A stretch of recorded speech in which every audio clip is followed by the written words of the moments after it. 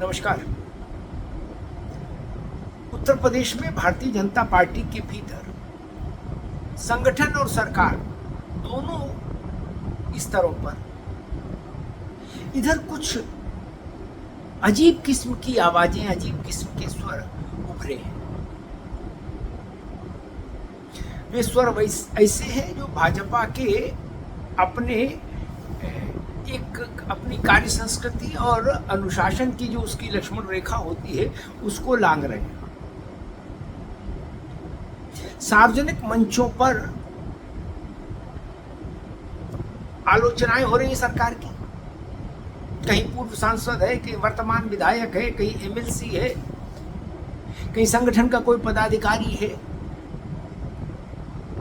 अब चर्चा ये पूरे उत्तर प्रदेश में कि आखिर ये स्वस्फूर्त है, स्वतः प्रेरणा से ऐसा कह रहे हैं कुछ लोग, या इसके पीछे कोई डिजाइन है, या इसके पीछे कोई शक्ति है जो उनको एक स्क्रिप्ट दे रही है कि आप ये बोलो, आप ये बोलो, आप ये बोलो।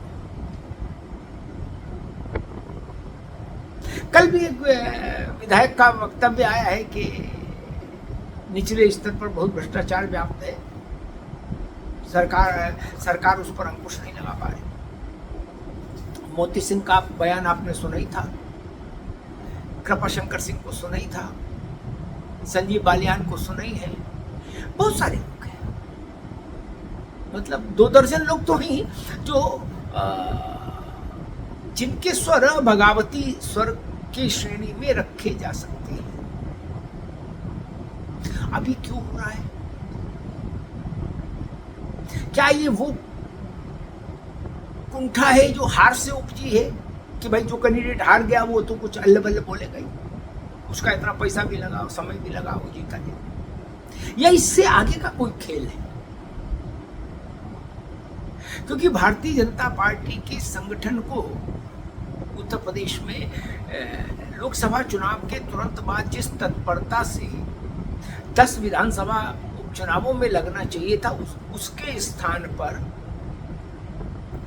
जिले जिले, शहर शहर इस ढंग के सुतली बम चलाए जा रहे हैं। सुतली बम, वो छोटे बड़े बम नहीं होते चिटपुटिया टाइप के, वो चलाने की कोशिश हो रही है कहीं कहीं कहीं। और जैसे मामला ठंडा पड़ता है वैसे एक आहुति से यज्ञ में और डाल दो घी की तो फिर अग्नि धधक उठती, वैसे फिर कोई विधायक, कोई पूर्व विधायक, कोई क्षेत्रीय अध्यक्ष, कोई महामंत्री, कोई मंत्री, किसी का कोई वक्तव्य आ जाता है धीरे से और फिर वो अग्नि जलने लगती है। तो ये डिजाइन क्या है? इसके पीछे कौन लोग हैं? और ये बात सच है कि अगर सरकार है तो सबका मान है, सबका सम्मान है। सरकार नहीं तब भारतीय जनता पार्टी से बेहतर इस बात सत्य को कौन जानता होगा कि जब सरकार नहीं होती है तो क्या स्थिति होती है। जनसंघ से लेके और वाजपेयी जी के आने तक और उत्तर प्रदेश में कल्याण सिंह के आने तक भाजपा ने तो ये दर्ज खूब झेला है, जनसंघ से लेके अब तक। ये जो कुछ चकाचौंध है,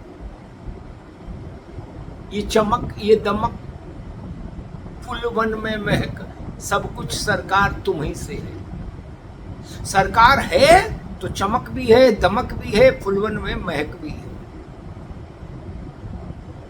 तो क्या इस ढंग के बगावती स्वर, इस ढंग के लक्ष्मण रेखा लांघते हुए कदम भाजपा की भविष्य की चुनावी संभावनाओं को और सीमित नहीं कर देंगे?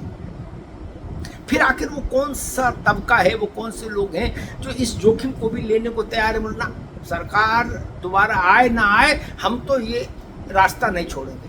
आपने देखा होगा हरियाणा की तरफ जाइए या गाजियाबाद से सहारनपुर की तरफ जाइए तो उस ट्रकों पे कई बार लिखा होता है यूं तो ऐसे ही चलेगी, कि मतलब ये ट्रक ऐसे ही चलेगा। तो उस मानसिकता के कौन लोग हैं जो ये कोशिश कर रहे हैं कि ना सरकार चुनाव हार जाए, लेकिन ये हमारे स्वर नहीं बंद होंगे, हम कुछ ना कुछ खुरपेच करेंगे। एक बड़ा और राष्ट्रीय स्वयंसेवक संघ के भीतर इस बात को लेकर इधर गंभीरता से मंथन शुरू हुआ है कि आखिर देश के सबसे बड़े राज्य में भारतीय जनता पार्टी के भीतर ये अस्थिरता पैदा करने वाले तत्व कौन है और इनके पीछे कौन है। तत्व कौन है ये तो दिख ही रहा है सामने, इनके पीछे कौन है। संघ की खोज उसकी है और चिंता भी उसी की है, क्योंकि माना जा रहा है कि कोई सामान्य विधायक, सामान्य पूर्व विधायक, पूर्व मंत्री, किसी छोटे विभाग का वर्तमान का मंत्री, कोई भी ये बिना किसी डिजाइन का हिस्सा हुए अपने आप अपने बलबूते इतना साहस नहीं जुटा सकते कि ऐसी ऐसी टिप्पणियां करें। तो इसलिए भाजपा के भीतर ये जो चल रहा है इस पर संघ की नजर भी टेढ़ी है और संघ के पदाधिकारी इस बात को लेकर चिंतित हैं कि अगर इसी ढंग से चलता रहा तो परिस्थितियां एक समय के बाद बद से बदतर हो सकती है।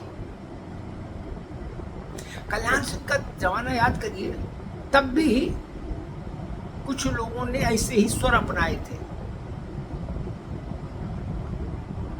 और उसका परिणाम ये हुआ कि सरकार चली गई और बाद में कल्याण सिंह जी को भी पूरे सम्मान के साथ भाजपा को वापस लाना पड़ा।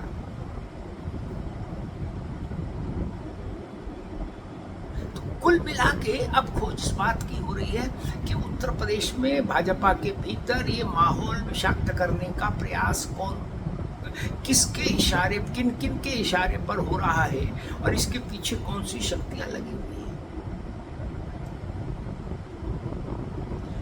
मोटे तौर पर दो एक बात पर पूरी भाजपा, लखनऊ की, उत्तर प्रदेश की हो चाहे देश की हो, एक मत है।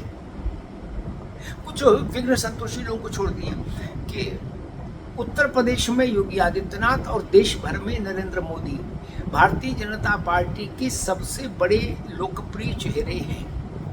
इस पर कोई विवाद नहीं हो सकता, ऐसा मानते हैं कार्यकर्ता और ऐसा संघ भी मानता है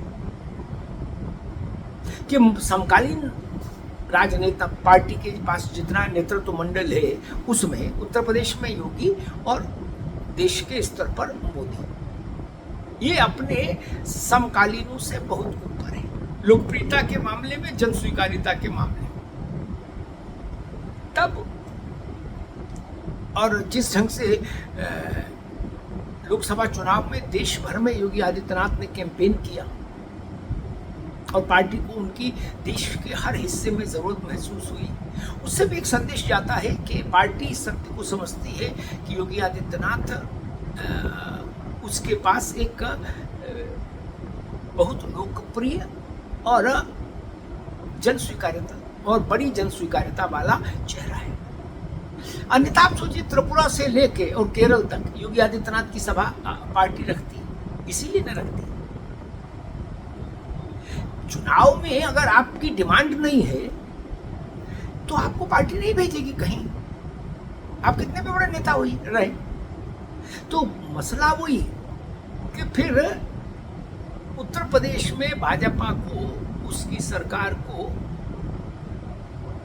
कटघरे में खड़ा करने की जो छोटी छुटपुट घटनाएं हो रही हैं, इनके पीछे कौन है और इनके पीछे जो भी ताकतें हैं उन पर अंकुश कैसे लगे। संघ के पास एक जो विचारणीय बिंदु है उसमें एक बिंदु ये भी है जो कि संघ जानता है कि अगर इस पर अंकुश नहीं लगाया गया तो पूरी विचारधारा का, पूरे विचार परिवार का नुकसान हो जाएगा। उत्तर प्रदेश छोटा राज्य नहीं,